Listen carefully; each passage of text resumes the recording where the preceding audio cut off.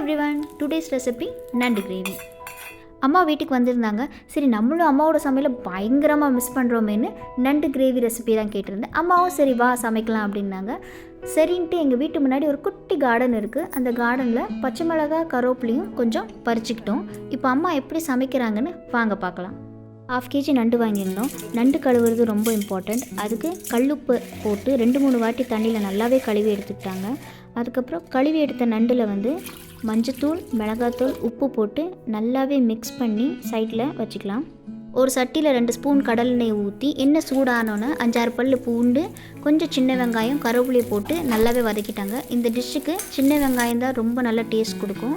So அதெல்லாம் 3யும் சேர்த்து நல்லா வதக்குனதுக்கப்புறம் 2 தக்காளியை சேர்த்து நல்லாவே வதக்கிக்கிட்டாங்க. தண்ணி ஊற்றாமல், ஏன்னா தக்காளியிலே தண்ணி இருக்கிறதால. 2 ஸ்பூன் வீட்லேயே அரைச்ச குழம்பு மல்லித்தூளை சேர்த்து பச்சை வாசனை போகிற அளவுக்கு வதக்கி எடுத்துக்கிட்டாங்க.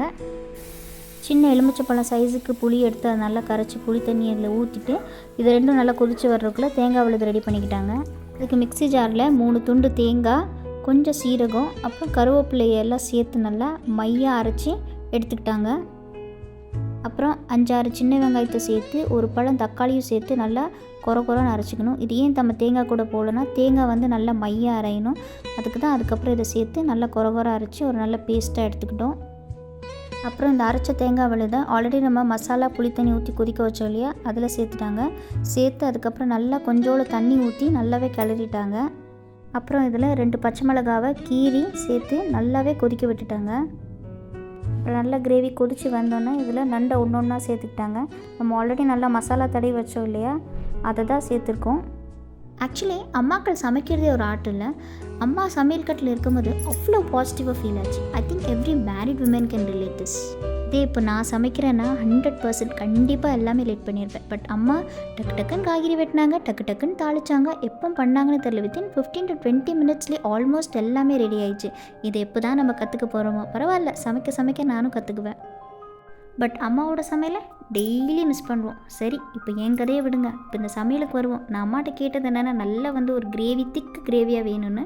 ஸோ அது நெக்ஸ்ட்டு தாளிக்கிற ஸ்டேஜ். அதுக்கு கடலெண்ணெயை தாராளமே ஊற்றிக்கிட்டாங்க. அதில் கடுகு போட்டு அது நல்லா பொரிஞ்சு வந்தோன்னே உளுத்தப்பருப்பு, வெந்தயம் இதெல்லாம் போட்டு அப்புறம் இந்த நறுக்கி வச்ச சின்ன வெங்காயத்தையும் போட்டாங்க. சூப்பராக இருந்தது. அது போட்ட உடனே அது மனம் சூப்பராக இருந்தது.